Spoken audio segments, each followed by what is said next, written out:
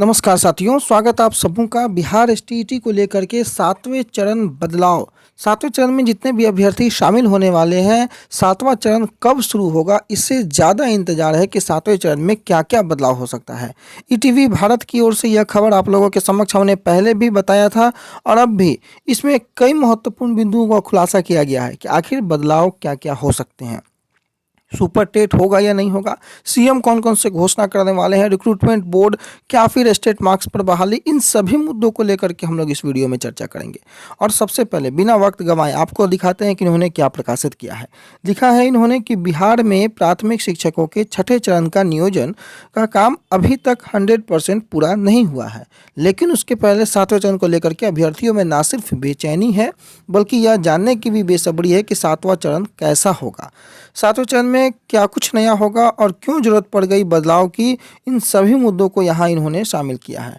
अब आप यहाँ पर देख लें क्या इन्होंने लिखा है कि बिहार के शिक्षक नियोजन में छठे चरण के तहत जो 90,000 से अधिक प्राथमिक शिक्षक और 32,000 से अधिक माध्यमिक शिक्षकों की नियुक्ति हो रही है और उसमें 42,000 पद ही भर पाए हैं प्राथमिक शिक्षकों के, और विशेष चरण में 14 से 16 मार्च तक अभी बाकी प्रक्रियाएं पूरी होनी हैं।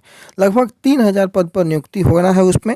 वहीं माध्यमिक उच्च माध्यमिक शिक्षकों के छठे चरण में 32,714 पदों के लिए नियोजन की प्रक्रिया फिलहाल कोर्ट के एक आदेश की वजह से स्थगित है और एक अनुमान के मुताबिक छठे चरण में प्राथमिक, मध्य माध्यमिक और उच्च माध्यमिक में शिक्षकों की अगर संख्या मिला दिया जाए तो भी 50,000 ही पद भर सकेंगे। बाकी जो पद हैं वो सातवें चरण में ट्रांसफ़र हो जाएंगे। ये बातें हमने पहले भी बताई है आपको।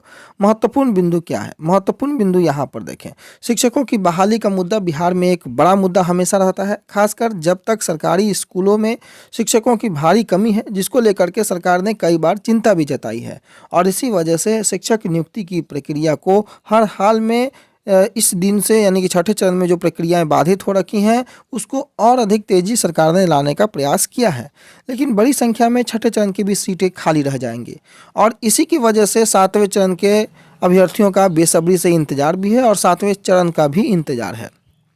सातवें चरण में बड़ा बदलाव होने की पूरी संभावना है। बड़ा लाइन यहाँ पर देखिए, महत्वपूर्ण लाइन कि सातवें चरण में बड़ा बदलाव होने की पूरी संभावना है। शिक्षा विभाग से मिली जानकारी के मुताबिक मार्च महीने में सातवां चरण को लेकर के बड़ी घोषणा हो सकती है। ये घोषणा खुद मुख्यमंत्री नीतीश कुमार कर सकते हैं। ये महत्वपूर्ण लाइन कि मार्च महीने में सातवें चरण को लेकर के बड़ी घोषणा हो सकती है और ये घोषणा खुद मुख्यमंत्री नीतीश कुमार कर सकते हैं। परंतु घोषणा क्या क्या हो सकती है? वरिष्ठ पत्रकार और शिक्षा जगत के बारे में पूरी जानकारी रखने वाले लक्ष्मीकांत सजल ने ईटीवी भारत के साथ खास बातचीत में बताया कि छठे चरण या इसके पहले के चरणों में सरकार ने बड़ी संख्या में शिक्षकों की बहाली की, लेकिन यह बहालियां 8500 से ज़्यादा नियोजन इकाइयों के जरिए की गई, जो अपने अपने तरीके से मेरिट लिस्ट या अन्य तरीकों से नियोजन की प्रक्रिया पूरी करती रही हैं। उन्होंने कहा कि नियोजन प्रक्रिया को लेकर हमेशा से सवाल खड़े होते रहे हैं, क्योंकि शिक्षकों के सर्टिफिकेट की जांच हो या फर्जी शिक्षकों का मामला हो, सरकार हमेशा फजीहत झेलती रही है। उन्होंने बताया कि हाल के दिनों में वर्ष 2006 से 15 के बीच करीब 1 लाख शिक्षकों के सर्टिफिकेट को लेकर उनके फर्जी होने की आशंका को लेकर राष्ट्रीय स्तर पर बिहार चर्चा का विषय बना रहा है और यही वजह है कि सरकार अब इस फजीहत से बचने के लिए सातवें चरण में बड़ा बदलाव करने की तैयारी में है। अब क्या बड़ा बदलाव है? सूत्रों के मुताबिक अब जो शिक्षकों की बहाली होगी उसमें आवेदन सेंट्रलाइज तरीके से ऑनलाइन लिए जाएंगे। यानी कि पहली बात जो हमने बताया था कि ऑनलाइन तरीके से और सेंट्रलाइज तरीके से आवेदन लिया जाना, यानी शिक्षकों को हर नियोजन इकाई में जाकर आवेदन करने की बाध्यता नहीं होगी। सिर्फ एक आवेदन ऑनलाइन कर वह इस नियुक्ति की प्रक्रिया में शामिल हो जाएंगे। ये पहला बदलाव आप लोगों ने देखा। दूसरा महत्वपूर्ण बात आप लोग देखिए, लक्ष्मीकांत सजल ने बताया कि इस बात की संभावना ज़्यादा है कि सरकार एक खास कमेटी बनाएगी जिसमें शिक्षा विभाग और शिक्षक बहाली से संबंधित विभागों के वरीय अधिकारी शामिल होंगे और इस कमेटी की देख रेख में ही सातवां चरण की बहाली की प्रक्रिया पूरी की जाएगी। यानी कि एक तरीके से रिक्रूटमेंट बोर्ड जो हमने चर्चा की थी, दूसरी बात हमने 4 बात बताई थी, एक रिक्रूटमेंट बोर्ड, दूसरा ऑनलाइन सेंट्रलाइज, तीसरा मुखिया जनप्रतिनिधि की भूमिका कम करना और चौथा नियोजन इकाई की स्वायत्ता बरकरार रखते हुए एजुकेशन डिपार्टमेंट अपने देखरेख में कार्यक्रम आपको करना। सारी बातों को आप यहाँ मिलाते जाइए। शिक्षक बहाली से संबंधित विभागों के वरीय अधिकारी अभी इसमें शामिल होंगे कमेटी में और इसी की देखरेख में सातवें चरण की बहाली की प्रक्रिया पूरी की जाएगी।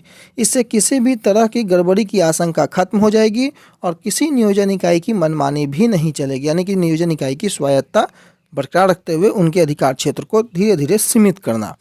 वैसे बिहार सरकार कर्मचारी चयन आयोग, लोक सेवा आयोग या अवर सेवा आयोग परिषद के जरिए भी शिक्षकों की बहाली कर सकती है। अलग से बोर्ड बनाने की जो बातें थी उस पर लगभग ये बातें मोहर लगाती हुई ईटीवी भारत संवाददाता ने यह जानने की कोशिश की, बड़ा महत्वपूर्ण लाइन है। ईटीवी भारत संवाददाता ने यह जानने की कोशिश की कि क्या स्टेट सीटीईटी एस्टेट पास करने वाले अभ्यर्थियों को 7वें चरण में कोई परीक्षा भी देनी पड़ेगी। इस बारे में लक्ष्मीकांत सजल ने कहा कि इस बात की संभावना ना के बराबर है। जी हाँ, सुपर टेट की संभावना ना के बराबर है, बिल्कुल जो हमने बताया था, कहीं से फिट नहीं बैठता है। सुपर टेट 7वें चरण के अभ्यर्थियों के लिए कहीं से फिट नहीं बैठता है। वही बातें ईटीवी भारत ने भी बताई कि सुपर टेट की संभावना ना के बराबर है। 7वें चरण में सिर्फ आवेदन देने की प्रक्रिया बदलेगी ताकि बहाली प्रक्रिया निष्पक्ष हो। इस बात को ध्यान दीजिए कि 7वें चरण में सिर्फ आवेदन देने की प्रक्रिया बदलेगी। किस तरीके से आवेदन देने जा रही है, ये स्पष्ट रूप से इन्होंने कहा है कि सिर्फ आवेदन देने की, यानी कि ऑफलाइन ना देकर के आप ऑनलाइन आवेदन देंगे। एक और महत्वपूर्ण बात सामने आ रही है, वह माध्यमिक और उच्च माध्यमिक शिक्षकों की बहाली से जुड़ी है। करीब 4 साल पहले सरकार ने एक कमेटी बनाई थी जब बिहार बोर्ड के अंतर्गत इंटर की वार्षिक परीक्षा का रिजल्ट काफ़ी खराब हुआ था। उस कमेटी ने शॉर्ट टर्म और लॉन्ग टर्म बदलाव की सिफारिश सरकार से की थी, जिसमें एक सिफारिश यह थी कि माध्यमिक उच्च माध्यमिक शिक्षा को पंचायती राज व्यवस्था से अलग कर दिया जाए। माध्यमिक उच्च माध्यमिक शिक्षक संघ सरकार की इस सरकार से इसकी लगातार मांग भी करते आ रहे हैं। इस बात की भी संभावना नज़र आ रही है कि माध्यमिक उच्च माध्यमिक शिक्षा प्रक्रिया को पंचायती राज व्यवस्था से अलग कर दिया जाए। हालांकि इसके लिए सरकार को पंचायती राज अधिनियम में संशोधन करना होगा। तो ये भी एक बात है कि पंचायती राज अधिनियम से अलग करने की बातें भी चल रही हैं, लेकिन जो महत्वपूर्ण बदलाव थे उसको हमने आपको बताया। वर्ष 2006 से अब तक शिक्षा में जो बड़े बदलाव हुए हैं उनमें मुख्यमंत्री नीतीश कुमार की अहम भूमिका रही है। लक्ष्मीकांत सजल ने यह भी बताया कि चाहे बिहार में बालिका साइकिल योजना हो, पोशाक योजना हो, छात्रवृत्ति योजना हो या फिर अन्य जो योजनाएं हों, जो देश के लिए एक मील का पत्थर साबित हुआ है। और यही वजह है कि नीतीश कुमार शिक्षकों की बहाली प्रक्रिया में बदलाव को लेकर भी मिसाल पेश कर सकते हैं। बता दें कि छठे चरण के तहत प्राथमिक के 47,000 से अधिक पद खाली हैं। वहीं एक अनुमान के मुताबिक माध्यमिक और उच्च माध्यमिक के करीब 25,000 पद खाली रह जाएंगे। ये देखिए, जैसा कि हमने आपको बताया था कि तकरीबन 20,000 से ज़्यादा पद जो हैं वो खाली रह जाएंगे, तो यहाँ आंकड़ा 25,000 का आपको आ रहा है। यह तमाम वैकेंसी 7वें चरण में जुड़ जाएंगी और अगर 25,000 पद अगर जुड़ रहे हैं तो बाकी सारे विषयों का बेड़ा पार हो जाना है। अभ्यर्थियों को अब भी ये समझना है कि 25,000 पद अगर जुड़ जाते हैं तो बहाली कैसे भी हो आप लोगों का बेड़ा पार हो जाना है। जहाँ पहले 50,000 से ज़्यादा पद उपलब्ध हैं, ऐसे में 7वें चरण को लेकर जाहिर तौर पर हजारों शिक्षक अभ्यर्थियों की बेसब्री समझी जा सकती है। और दूसरे महत्वपूर्ण बिंदुओं को लेकर के आप लोगों के समक्ष लगातार हम लोग पहुंचते रहेंगे, परंतु अभी के लिए बड़ी खबर कि जो हमने बताया था या सुपर टेट की जो कवायद लगातार तेज़ थी, ईटीवी भारत ने भी उस पर ब्रेक लगा दिया।